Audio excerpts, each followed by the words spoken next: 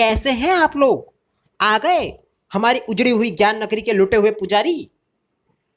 तो पिछली बार तक हम ये देख चुके हैं अपने लेक्चर में कि इलेक्ट्रोड की कोडिंग कैसे होती है, ग्रूव वेल्डिंग, फिलेट वेल्डिंग, उनकी अलग अलग पोजीशन के कोड क्या होते हैं।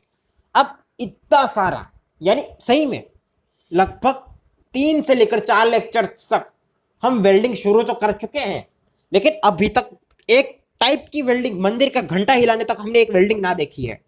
पर क्या करें, ये लास्ट लेक्चर में वादा कर रहा हूं, ये लास्ट लेक्चर, इसके बाद हम सही में वेल्डिंग स्टार्ट करने वाले। तो ये एक लास्ट लेक्चर झेल के अपने आप को शाबाशी दे देना कि इतना लंबा टॉर्चर तुमने वेल्डिंग का सहन कर लिया।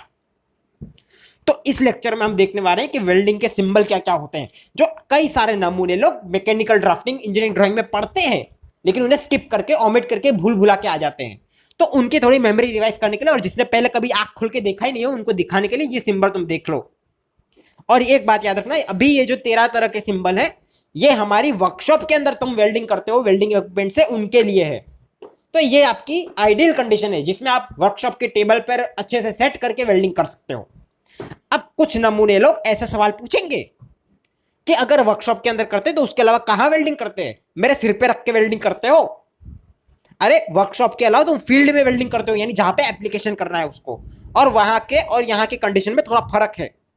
वर्कशॉप के अंदर तुम्हारे पास टेबल है, क्लैंप है, सारे इक्विपमेंट्स है उसे प्रॉपर सेट करने के लिए, लेकिन फील्ड में कोई हमारे चाचा दादा नहीं रखते उसको सेट करके देने के लिए। हाँ, यानी थोड़ा तुम सेट कर सकते हो सामान ले गए तो, लेकिन पूरा सिर पे बिठा के सेट नहीं कर सकते। तो उनके लिए हमने एक स्पेशल कैटेगरी निकाली है फील्ड वेल्ड सिंबल की, तो उनको भी थोड़ा सा देख लेते हैं आंख फाड़ के। और एक बात खास याद रखने ना कि ये जो झंडा है, ये झंडा गाड़ने से साबित हो जाता है कि तुमने फील्ड वेल्डिंग ही की है। और अगर ये झंडा ना हो तो इसका मतलब फील्ड वेल्डिंग नहीं भी हो सकती है। लेकिन ये सारे जो एरो हैं, ये हमारे वेल्डिंग के नोटेशन है, जो मैकेनिकल ड्राफ्टिंग के अंदर या फिर किसी ड्राइंग के अंदर अगर तुम्हें बताना है कि यहां पे वेल्डिंग की गई है सिंबल बता के, तो ये वेल्डिंग का सिंबल बनाना पड़ता है आपको, एरो वाला। अब ये बहुत ही कॉमन चीज है कि जिस तरह से मशीनिंग का सिंबल तुम सीख गए हो 5 मार्क्स या 7 मार्क्स के लिए खास करके रटते थे मैकेनिकल ड्राफ्टिंग के अंदर, उसी तरह ये वेल्डिंग का भी सिंबल है। हाँ, बस इसको रटने की जरूरत नहीं है। और यहां पर जो पहले के 13 सिंबल थे उनमें एक एक स्विच आया है कि पहले के 13 सिंबल में सिर्फ ये ऊपर वाली कंडीशन थी, लेकिन यहां पर ये नीचे कुछ डॉटेड लाइन के नीचे वाली कंडीशन है। ये क्या बताती है? तो ये सिंपल ये बताती है कि तुम ओवरहेड वेल्डिंग करते हो फील्ड में, उसके लिए ये सिंबल है, यानी तुम ऊपर देख के जो वेल्डिंग करते हो वो वाली। उसके अलावा जो तुम्हारा फिलर मटेरियल है या फिर तुम्हारा जो गैप है, वो स्क्वायर फिल हो सकता है, रेक्टेंगल फिल हो सकता है, सेंटर से रेक्टेंगल फिल हो सकता है, वो तुम्हारी मर्जी। इसके अलावा कॉन्वेक्स कॉनकेव भी हम जानते ही हैं। और अब इतने तो तुम लोग समझदार हो गए, इतने भी अब गधे की औलाद ना हो गए कि ये सिंबल्स का स्क्रीनशॉट ना पड़ा होगा और याद करने के लिए। तो अगर नहीं पढ़ा तो पढ़ लो, खुद का नाम बचाने के लिए स्क्रीनशॉट, और फ्री टाइम में थोड़ा रिवाइज कर लेना। तो लो, आ गया ये नमूना। अब तो आदत सी पड़ गई है मुझे कि जब तक ये नमूना आके बीच में डिस्टर्ब नहीं करता साला मजा नहीं आता। मुझे भी यही लगता है साला लेक्चर पढ़ाया कि नहीं पढ़ाया। आज देखते क्या सवाल लेके आया इस बार ये बेवकूफ की औलाद।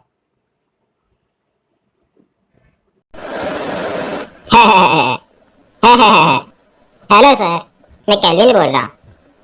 सर ये जो इतने सारे सिंबल बता रहे हो वो तो ठीक है, लेकिन कुछ काम भी लगेंगे ये सिंबल, तो अपना दिमाग खराब करके याद करूँ सर? नहीं तो कुछ काम नहीं लगते तो क्यों बेवजह अपना दिमाग खराब करूँ सर? सीधा बोल दो ना काम के हैं क्या नहीं।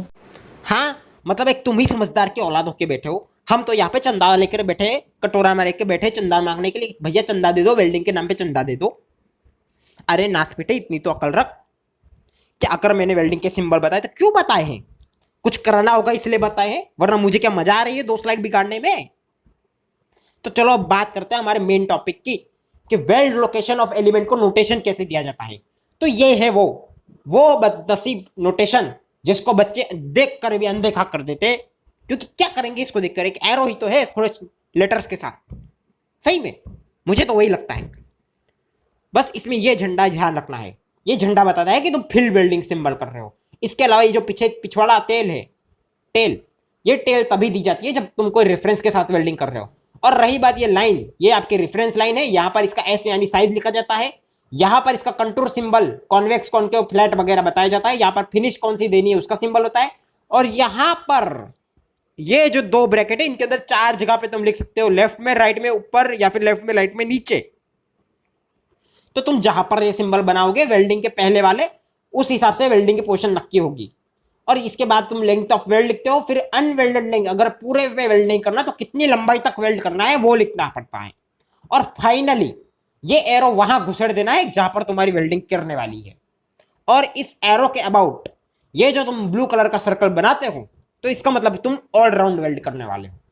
तो ये एक बहुत ही बेसिक सिंबल है जो वेल्डिंग का तुम्हें पता होना चाहिए, कि इसे ड्राइंग में देख लिया कि भैया ये वेल्डिंग करने के लिए बता रहा है और इसका ये मतलब होता है। अब फाइनली एक ऐसा सवाल जो आपके एग्जाम में पूछने का डेफिनेटली 110% चांस है, उन्हें कहते हैं वेल्डिंग टेक्निक या फिर different kind of welding technique. तो ये है हमारी वेल्डिंग टेक्निक, क्या कि ये है हमारी फॉरवर्ड फोर हैंड ये लेफ्टवर्ड टेक्निक, कि जिसके अंदर बेस प्लेट के ऊपर तुम राइट से लेफ्ट की तरफ वेल्डिंग करते हुए जाते हो। यहां पर तुम देख सकते हो, यहां पे वेल्डिंग की जा रही है और ये आगे बढ़ रहा है। इसके अलावा ये कुछ एंगल है जो कुछ ज्यादा काम तो नहीं, पर ये कुछ ऐसे पोजीशन याद रखने को काम लग जाते हैं। इसके अंदर राइट से लेफ्ट की तरफ जा रहे हैं, इसलिए लेफ्टवर्ड टेक्निक कहा जाता है। और नॉर्मली इसको राइट हैंड से किया जाता है, इसलिए फोर हैंड या पहला हाथ या फॉरवर्ड बोलते हैं। यानी भले राइट हैंड से कर रहे हो लेकिन नाम उल्टा घुसेड़ना है लेफ्टवर्ड टेक्निक का। अब हमने लेफ्टवर्ड की बात करें तो उसका ऑब्वियसली उल्टा आएगा, जिसका नाम है राइटवर्ड, बैक हैंड या बैकवर्ड। तो इसमें हम आगे से पीछे की तरफ वेल्डिंग कर रहे हैं, यानी लेफ्ट से राइट की तरफ। तो इसके अंदर भी कुछ ये नोटेशन है। अब ये जो वेल्डिंग है ये कुछ लोग लेफ्ट हैंड से करते हैं जिनको राइट हैंड से नहीं जमता, या फिर इसके अलावा कुछ ऐसी कंडीशन कि जहां पर तुम आगे से वेल्डिंग करके तुम्हें बैकवर्ड मूवमेंट करना हो तब भी ये वेल्डिंग कर सकते हो। तो ये सिर्फ ये फिगर बनाने के तुम्हें 3 से 4 मार्क्स मिल जाते हैं, और थोड़ी बहुत थियोरी कॉमन सेंस से लिख दो तो मार्क्स मिल जाते हैं। बस इसमें ध्यान रखना कि यहां पर वेल्डिंग बताना इस तरह से, और इसमें आगे की तरफ वेल्डिंग बताना, ये तुम्हारी डायरेक्शन ऑफ वेल्ड बताता है। अब बात करते हैं वेल्डिंग वीविंग टेक्निक। अब तुम कुछ नमूने सोचोगे कि यहाँ पे वेल्डिंग करते करते सिलाई बीच में कहां से आ गई, जो वीविंग करने की बात आ गई।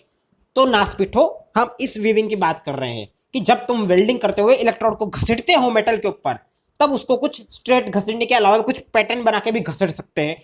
जैसे कि पहला कि तुम उसको स्ट्रेट घसीट लो, दूसरा ऐसे जिगजैग पैटर्न बनाओ, या फिर ऐसे चांद के जैसे पैटर्न बनाओ, या फिर ऐसे स्क्वायर्स बनाओ, या सर्कल बनाओ, या जे बनाओ, तुम्हारी मर्जी। इसके अलावा भी कुछ इतने सारे नमूने टाइप के पैटर्न तुम बना सकते हो। तो इन्हें हम कहते हैं वीविंग टेक्निक। जो इंडस्ट्री वाले लोग, वो बड़े लोग जो इंडस्ट्री में वेल्डिंग की टॉर्च हाथ में लेकर घूमते हैं, वो नमूने लोग अपनी सुविधा के हिसाब से अलग अलग टेक्निक यूज करते हैं। तो ये तो बहुत ही कॉमन सेंस की बात थी कि तुम्हें जैसे हाथ का मोशन करना है उस टाइप से उतने लेयर बनेंगे और उतनी डिजाइन बनेगी वेल्डिंग की। अब लेकिन ये लेयर बनाने की जरूरत क्यों है, यानी ये वीविंग टेक्निक की जरूरत क्यों है? क्योंकि कई बार जरूरी नहीं कि एक ही बार में तुम्हारी वेल्डिंग हो जाए। कभी कभी गैप इतना बड़ा होता है कि उसके अंदर 3, 4, 12, 15 बार तुम्हें वेल्डिंग इलेक्ट्रोड पास करना पड़ता है। तब आपका कॉन्सेप्ट आता है वेल्डिंग लेयर और नंबर ऑफ पास। यहां पे आप देख सकते हो कि पहली बार मैंने वेल्डिंग की तो ये फर्स्ट लेयर बना, दूसरी बार में ये, तीसरी बार में ये, वैसे करके 8 तक लेयर बन जाते हैं एक के ऊपर एक करके पूरा गैप फिल करने में।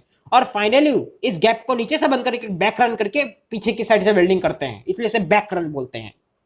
अब असली कंडीशन में देखोगे तो इसका ज्यादा इंपैक्ट तुम्हें देखने इजीली नहीं मिलता है, बहुत जूम करके देखना पड़ता है। तो ये तो बट वेल्ड था, ये ग्रूव वेल्ड था। इसकी तरफ फिलेट वेल्ड ऐसा दिखता है कि पहला ये वेल्ड मारा, दूसरा यहाँ पे वेल्ड मारा, तीसरा उसके ऊपर वेल्ड मार दिया, और इन्हें हम थ्रोट कहते हैं, ऊपर वाले वेल्ड को। तो इस तरह से अलग अलग वेल्डिंग के लेयर और पास मारे जाते हैं। यानी कि एक बार में अगर आपकी थिकनेस पूरी की पूरी ना मिले तो 2 बार, 3 बार, 4 बार, जितनी बार जरूरत हो उतनी बार वेल्डिंग इलेक्ट्रोड पास करके उतने पासेस से तुम्हें जितनी थिकनेस चाहिए उतनी थिकनेस अलग अलग लेयर्स में मिल सकती है। खुशी मनाओ, नाचो गाओ इसी के साथ, क्योंकि हमारा फाइनल जितने भी वेल्डिंग के बकवास टॉपिक थे उन सबको हम कवर कर चुके हैं। अब इसके बाद ऐसा कोई बकवास बेसिक टॉपिक तुम्हें फिर से नहीं पढ़ना पड़ेगा इलेक्ट्रिक वेल्डिंग के अंदर या आर्क वेल्डिंग के अंदर। इसलिए अगली बार से अगले लेक्चर में हम कार्बन आर्क वेल्डिंग देखने वाले हैं। और मैं उम्मीद करता हूं अभी तक जितना भी बेसिक नॉलेज में घुसेड़ने की ट्राई किया है दिमाग में तुम्हारे, वो घुस चुका होगा और उस लाल बटन में तुमने अपना सिर फोड़ दिया होगा। तो चलिए मिलते हैं अगले लेक्चर में, बाय।